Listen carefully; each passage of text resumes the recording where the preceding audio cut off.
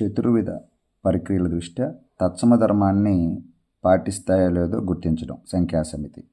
దాంట్లో భాగంగా first note, జీరోని కలిగిన సంఖ్యా సమితి సంకలనం దృష్ట్యా తత్సమ ధర్మాన్ని పాటిస్తాయి. అంటే సహజ సంఖ్యల్లో జీరో లేదు కాబట్టి ఎన్ అనేది తత్సమ ధర్మాన్ని పాటించదు సంకలనం దృష్ట్యా.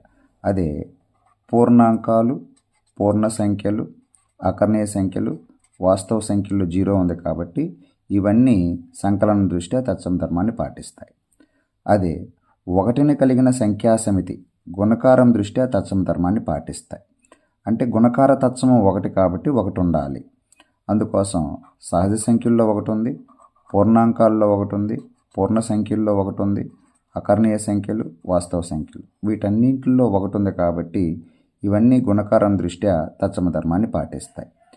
ఇంకో థర్డ్ పాయింట్, ఏ సంఖ్యా సమితి కూడా వ్యవకలనము భాగహారముల దృష్ట్యా తత్సమ ధర్మాన్ని పాటించవు.